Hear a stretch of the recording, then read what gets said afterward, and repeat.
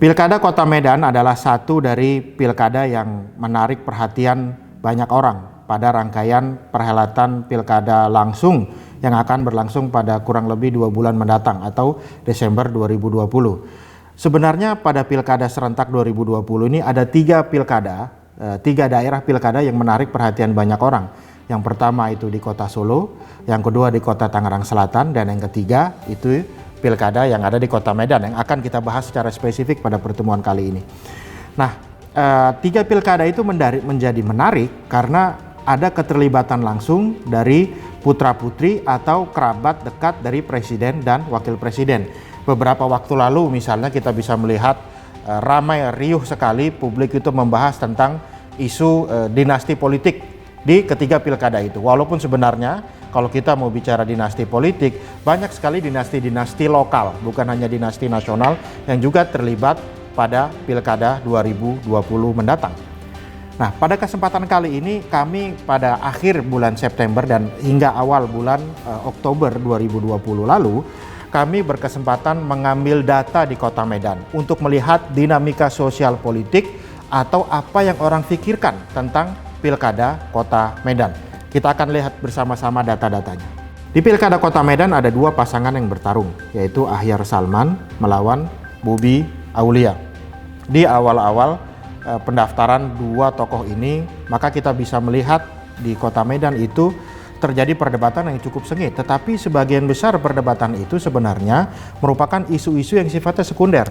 Perdebatan tentang politik dinasti, perdebatan tentang politik identitas, perdebatan tentang pertarungan lama Pilpres 2019, begitu juga dengan perdebatan lama tentang cebong versus kampret. Tentu perdebatan tentang politik dinasti, perdebatan tentang Pilpres 2019, perdebatan tentang isu identitas, ini bukanlah perdebatan yang konstruktif yang dibutuhkan oleh masyarakat Kota Medan untuk memilih pemimpinnya pada pilkada Desember 2020 mendatang. Oleh karena itu kemudian kami mengambil data untuk melihat salah satu prinsip pertama di dalam pemilihan pemimpin yang dilakukan secara rasional ialah kita harus mengetahui apa sebenarnya penilaian atau persepsi publik terhadap kinerja pemerintahan yang selama ini masih menjabat, atau apa penilaian mereka terhadap terhadap beberapa situasi penting yang ada di sebuah kota itu. Dalam hal ini adalah Kota Medan. Situasi yang saya maksud itu adalah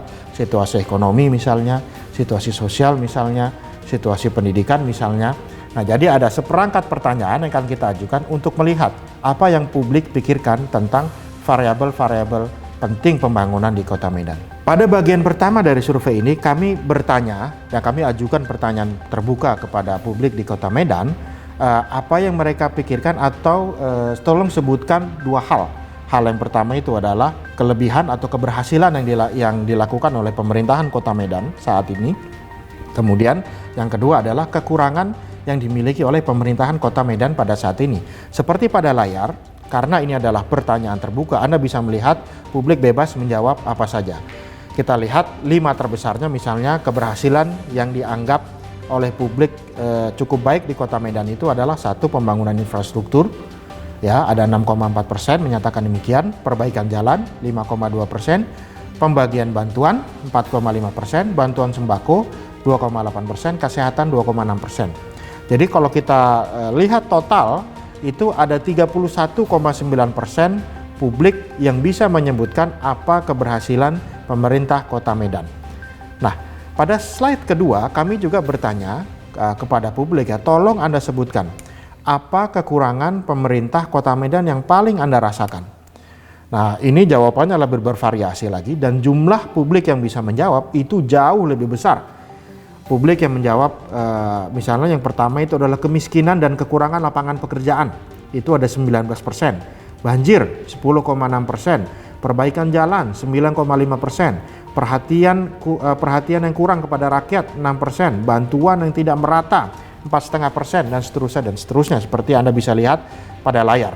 Kesimpulan apa yang bisa kita ambil dari 2 slide ini? Jika Anda lihat dan Anda banding-bandingkan, maka di sini ini kita bisa lihat ada defisit persepsi kinerja terhadap pemerintah Kota Medan yang terjadi persis pada saat data ini diambil. Yang saya maksud itu dengan defisit apa?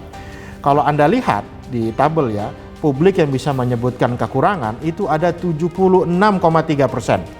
Publik yang bisa menyebutkan keberhasilan itu ada 31,9%. Jadi kalau kita mau menganalogikan ini sebagai tabungan ya, maka 31,9% yang merupakan kelebihan itu adalah uang masuk, 76,3% itu adalah uang keluar.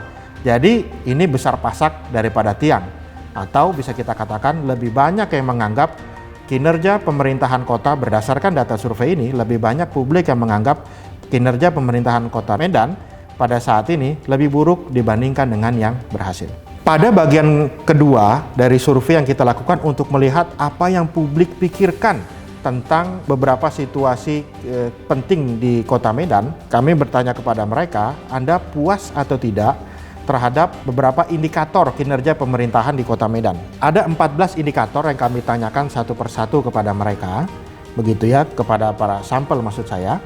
Nah, kemudian kita bertanya, Anda puas atau tidak dengan dengan kinerja mereka di bidang-bidang itu. Yang pertama, pada saat kami bertanya, seberapa puas Anda dengan upaya pemerintahan kota Medan saat ini, begitu ya, dalam menangani masalah ekonomi masyarakat. Yang menjawab tidak puas ada 76,4%, yang menjawab puas ada 14,9%, dan tidak tahu atau tidak jawab kurang lebih 8,7%. Kemudian pada indikator kedua kami tanya, Anda puas atau tidak dengan situasi penanganan pengangguran dan lapangan pekerjaan di kota Medan. Anda bisa lihat pada layarnya. Lagi-lagi yang menyatakan tidak puas itu jumlahnya sangat besar.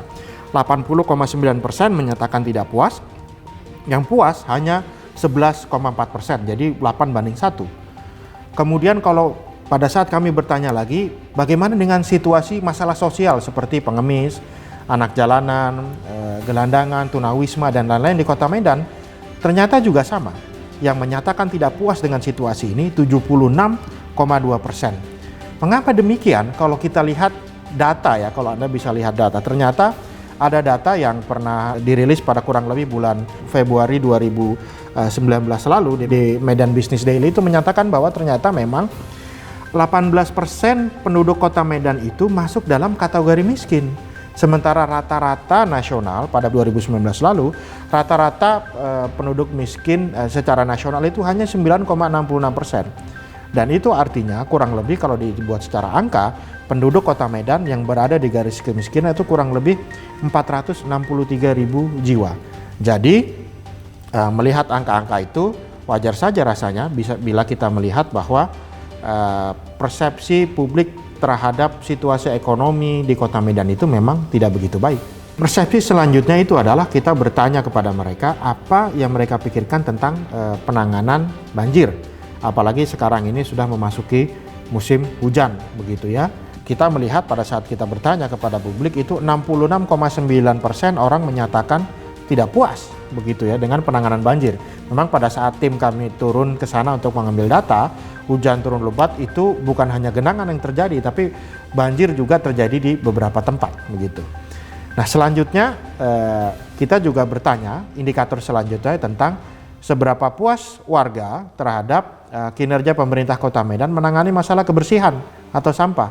Ternyata yang menjawab tidak puas itu 62,8%, dibandingkan dengan yang puas 32,2%. Nah, kalau kita lihat datanya, Anda bisa lihat pada layar, begitu ya. Ternyata memang ini berkesesuaian dengan apa yang pernah terjadi di Kota Medan. Pada 14 Januari 2019 lalu, salah satu dirjen di Kementerian Lingkungan Hidup dan Kehutanan itu menetapkan Kota Medan menjadi satu kota metropolitan terkotor di Indonesia, begitu. Jadi rasa-rasanya ini yang perlu diperbaiki oleh pemerintahan Kota Medan saat ini, begitu ya. Nah, indikator selanjutnya adalah di bidang pendidikan. Lagi-lagi yang merasa tidak puas di dalam upaya pemerintah Kota Medan dalam menangani masalah pendidikan itu lebih besar daripada yang puas, 58% melawan 31,8%. Penyaluran bantuan sosial di indikator selanjutnya, apalagi sekarang ini dalam masa COVID ya, di mana COVID itu bukan lagi menjadi bukan hanya krisis kesehatan, tapi juga krisis ekonomi dan krisis sosial. Ternyata yang tidak puas ada 59,1%. Bagaimana dengan birokrasi? Birokrasi ini seperti pelayanan dokumen kependudukan, KTP, kartu keluarga, dan lain sebagainya, bebas pungli. Yang menyatakan tidak puas itu 57,2%, yang menyatakan puas hanya 33,4%. Bagaimana dengan keamanan dan ketertiban? Keamanan dan ketertiban juga demikian. Yang tidak puas 57,2%, yang puas 35,1%. Dan kita bisa melihat bahwa memang di tengah-tengah pandemi ini kriminalitas di Kota Medan itu naik 7% gitu ya. Pencurian dengan kekerasan, pencurian dengan pemberatan, pencurian kendaraan bermotor, itu adalah sebagian data peningkatan angka kriminalitas yang dirilis oleh aparat keamanan setempat. Bagaimana dengan pelayanan kesehatan? Lagi-lagi 52,9% tidak puas, 39,2% puas. Nah, infrastruktur jalan 56,8% tidak puas, 39,5% menyatakan puas. Fasilitas umum juga demikian, tetapi gapnya ini kemudian mengecil. Kalau tadi di indikator-indikator sebelumnya tuh perbedaannya bisa bisa berkali-kali lipat, tetapi mulai memasuki indikator ini kita melihat antara yang tidak puas dan puasnya itu gapnya mengecil. Nah, seperti misalnya fasilitas umum ini yang tidak puas 46, yang puas 39% kan, berarti itu kurang lebih gapnya hanya sekitar 7%. Nah, kalau angkutan umum ini terbalik, justru angkutan umum di Kota Medan itu yang menjawab puas lebih banyak ketimbang yang menjawab tidak puas. Ya, yang puas itu 44,4%, yang tidak puas 42,2%. Listrik ternyata di Kota Medan yang puasnya lebih banyak 56,5%, yang tidak puasnya 36,1%. Jadi dari kurang lebih 14 indikator, mulai dari pengangguran, lapangan pekerjaan, masalah sosial, ekonomi, masyarakat, hingga listrik, dari 14 itu, maka kita bisa melihat ada 12 indikator utama, ya, 12 indikator utama yang publik merasakan tidak puas begitu ya, dan ada 2 indikator yang publik merasakan puas terhadap kinerja pemerintahan Kota Medan. Sehingga dari data-data terutama sekali pada data-data ekonomi ya, berbicara tentang kesejahteraan, pengangguran, dan terutama juga ini masalah kebersihan Kota Medan, maka kita bisa melihat bahwa sebenarnya yang publik Kota Medan inginkan di 2020 mendatang itu adalah isu pembenahan, adalah isu pembaharuan. Mereka tidak puas terhadap kinerja pemerintahan Kota Medan existing, sehingga tidak berlebihan rasanya kalau kita bisa mengatakan bahwa isu pembenahan dan isu pembaharuan itu akan menjadi isu penting pada Pilkada 2020 di Kota Medan.